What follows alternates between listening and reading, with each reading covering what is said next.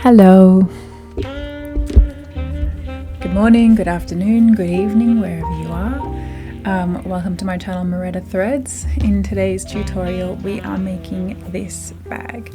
So the sewing pattern for this bag is free. The download is linked below. It's a Dropbox link. Dropbox is free, so don't get tricked. If they're trying to make you pay, it's free. You can download it. It'll have 3 files. So the first one is PDF 1. It's just the general information, fabrics, materials, everything that you need to know. And then if you're based anywhere in the world except for US and Canada, you're going to print the A4 file. But if you're US Canada, print the US letter paper. So if you've been following along on my TikTok or Instagram, I developed this bag gradually, and this was the shape that I got to in the end. It's an origami bag, and that takes its root from Japanese design. However, a lot of origami bags generally have quite a significant fold here. I'll add a picture here of what it looks like, which I didn't like, which is why this kind of takes some influences from Mason Margiela, just because I preferred the angularity of the bag. So this is the red version that I made, and that's the outfit that I made with it as well.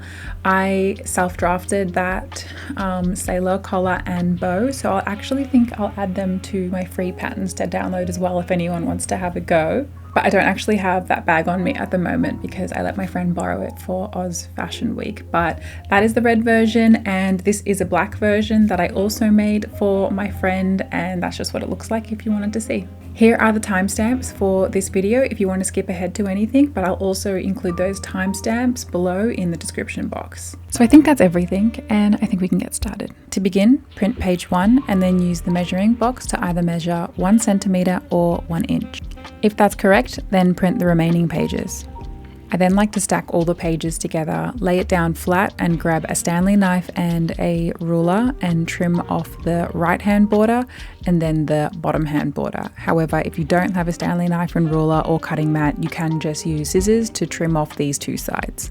Now, if you're wondering why we didn't remove the other 2 borders, it's because it acts as a buffer. So you just get page 2 to sit under page 1. And by not removing those little sides, you just have a tolerance and a buffer to work within if you accidentally cut away too much or too little. So just get those little arrows to connect so that you can get this little X shape, and that's how you know that your pattern is lining up. So once you've done that, you can then go in with longer lengths of tape to secure the pattern all together and then proceed to cut out the sewing pattern. We're now going to cut out the outer layer of fabric, so that could be leather or just the good fabric that you want to be on the outside of the bag. And then you'll just cut out your sewing pattern, making sure that you're also cutting out the notches that are included in the pattern. Now we have 3 relevant symbols on this sewing pattern. To begin, you see the circles. That is the placement for the press studs. Then you see these little lines here that I'm just highlighting for you. Those are the notches, which you will cut out. And then the last one are these little crosses or plus sign, and that is the placement for the magnetic closure if you choose to add that. Now in this pattern, I didn't do a magnetic closure, but I am doing the press studs. So I've just flipped over the fabric so that I can locate where that pin is. It's in center, and then once I've done that, I can remove the top layer of that pattern. So now let's install those press studs. For this example, I'm using gold, but when I made my black version, I did that with silver just because I thought that worked nicely together. So let's install these press studs. So on the underside of the fabric, you're going to want to push through the teeth of those prongs in the center of that pin, and then place the socket on top, then the tool that comes with the set, and give it a little hammer. This is what you should be left with, and for reference, these press studs are about 10 millimeters in diameter. Now move over to the other side, and if you previously installed a socket, now install the stud. Now you will recall the little snip that we did for that notch. That notch indicates the fold line, and then these other notches will line up perfectly when you fold over that fold line. So get some pins and then add some pins through that all the way to the top. However, if you're using leather, I recommend you using clips here so you don't damage or puncture the leather. Rotate to the other side, fold on that notch line, and then get these notches to link up and repeat. And this is what you'll be left with. Now it's time for the lining. You'll see here on the sewing pattern that when it says for the lining, you need to reverse the sewing pattern. To conserve paper, I chose to do it like this because all you have to obviously do is just flip it over so that you are working with the reverse image of the sewing pattern. So same steps apply, cut it out, add the pins in or clips, and you'll be left with this. Now again, with your good leather or good fabric, cut out the last pattern piece, which is the strap, and then grab the lining. Now we're going to start with the lining because it's unlikely that you will need a special sewing foot for your machine. The standard settings that you have are most likely fine. So we're going to sew at 1 centimeter or 3/8 of an inch. So we're starting on that fold line, start with a back stitch and sew all the way down so that we're sewing together 2 layers of fabric. The moment that we get to 1 layer of fabric, finish with a back stitch. And then just repeat that for the other side. So now for the good fabric or leather, if you're using leather fabric, use a leather point needle or a heavy duty needle and a Teflon foot, or you can just add Scotch tape onto your own. Now I didn't obviously add my foot or needle here because I'm not working with different fabric in this sample that I'm making, but just keep that in mind. So with normal fabric, you obviously start sewing at the very top, but when I work with leather as a tip, I sometimes start in the middle of where I need to sew because then it allows me to have something to grip onto at the back and feed that fabric through my machine. I then just reverse my project, start in the middle, and then finish the other side of that seam. So that's just a little tip if your machine struggles getting through heavy fabrics like leather. You're then going to grab the lining and bring that across to your iron and press those seams open and just give the overall shape of that bag a press. Flip that over, do the exact same thing again, but then you're going to go back into that very top and press that upwards. And that'll just come into play later when we attach the lining to the outer layer of fabric. Now focusing on that outer layer of fabric, you want to open up those seams if you're working on leather because it just helps define the stitch that you've just done. However, we are going to sew the seam down. So I'm just flipping it over so that both 2 layers of fabric are facing downwards, and I'm adding pins into that so that I'm making sure it's all in place. You're going to do that for both sides because we will then bring this across to our sewing machine and stitch it down. However, we aren't going to start stitching from the top, so I'm just bringing in my ruler here, and from that corner I'm locating 5 centimeters and I'm putting in a pin as my marker. That is my starting point. You are just going to then repeat that for the other side, and once you've done that, just to recap, we are not sewing here, but we're going to sew all the way here. So bring that across to your sewing machine and locate where the seam is, and then maybe 1/2 centimeter to the right, you're going to just start stitching. Don't start with a back stitch. I mean, you can if you want, but it's just not necessary yet. So just sew all the way down, and then you're just going to then repeat that again on the other side. So here is just a zoomed in version of what that'll look like. You won't be able to go all the way down just because it's a little bit fiddly, but just get as far down as possible and then finish with the back stitch. This is what you should be left with. The bag is good side facing out, and then the lining is inside out. So you're going to get that bag and put it inside of the lining, and then just try to get all of the points to link up perfectly. So you'll remember before that we pressed the lining up, and this is where it comes into play. It just allows you to make everything link up as neatly as possible. And then you can just run pins along the perimeter so that we can sew along this perimeter line. Now the most critical point is this corner and making sure this layer of fabric, the lining, perfectly meets up with the outer layer of fabric. And so I just did this little T shape here so that I know exactly where I need to stop and then pivot. So here is where that little pivot comes into play. We essentially drew an upside down T. So when we get to the very top of the T where the 2 lines intersect, that is our little corner that we need to pivot on. So needle down, foot up, and just rotate the bag.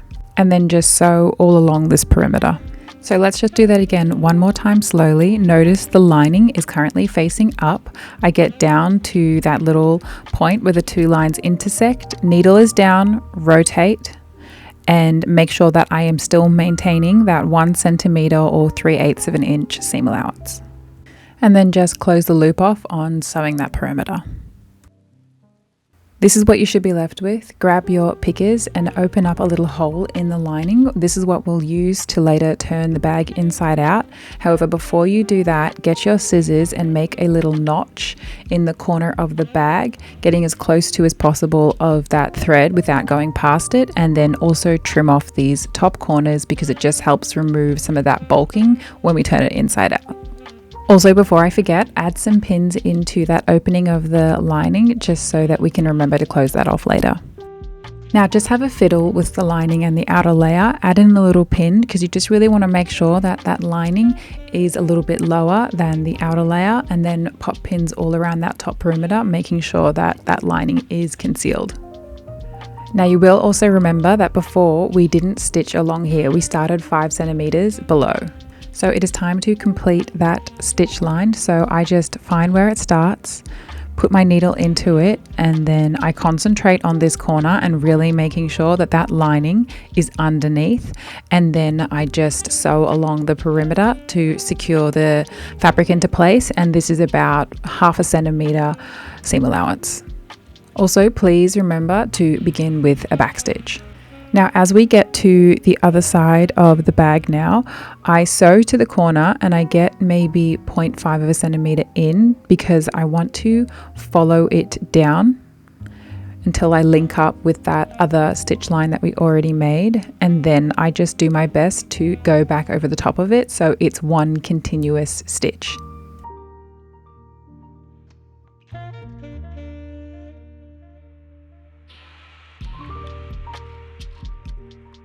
How you finish off this bit is up to you, but I decided to just continue until I went along the line so that my stitch work would be concealed in the existing lines. Okay, we are on the home stretch. It is time to create the strap for the handle of the bag. There are lots of different ways you could finish this strap, but if you're working with leather, it's absolutely fine to have a raw edge folded over and then just do a stitch on one side, and then fold over the edge on the other side and follow that down too.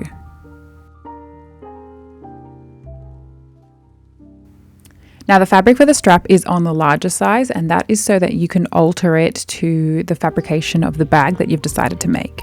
So I just fold the corners together, and generally there would be a little square that was sewn, but I just think that makes it too bulky. So I choose to fold my corners in like this, and then I do a little stitch at the very top. However, we can't do that stitch yet because we need to do the strap first. So I just bring that strap in and gauge how thin I need to make it based on what my current handle is looking like. And I just popped in these pins as markers. So those markers kind of suggested to me that I could probably make that strap 5 centimeters wide. So I'm going to get that fold line and place it in line with the 2.5 centimeter mark on my sewing machine. So start with the back stitch, make sure that you're following the line, keeping it at consistent width, and then finish with a back stitch. With your strap done, get your scissors and cut about 1 centimeter or 3/8 of an inch away from the stitch line that we just did. And if you're using leather, as usual, try to press open those seams flat to define that seam. Now just turn the strap inside out, and then you're going to try and push that through one side of the bag. Now generally you would attach these corners together and create a little square, but we really want to have folds in the top handle of the bag because it affects the overall shape of the bag. So place one handle into the other and fold them together. And we're just going to do a little stitch on the top here. So bring that across to your machine, do a stitch, start with the back stitch and finish with the back stitch. And then also remember to close off that hole that we made in our lining. We did press these seams open, so they have really defined edges if you would like to hand stitch this with an invisible stitch, but this also works fine if you're lazy. So just push that strap over the stitch that we just created, and then have a little tinker with the folds that we intentionally created, because you can see here how it comes into play with creating that angular shape of the bag. But that's really it. That's the bag done. And this is also what you can do with the press studs by folding it up and creating that little origami shape, which is super cute. I obviously didn't do the press studs on this red leather just because I didn't think the gold studs would look good with it. But yeah, that's what it would look like if I had done it. Okay, that is the end of the tutorial. I really hope that was helpful. Please subscribe to my YouTube channel so that I can continue to make free content and sewing patterns if you enjoyed this. But outside of that, if you have any questions at all, comment below, and I just hope you enjoy the sewing ahead of you. So good luck, and I'll see you in the next video.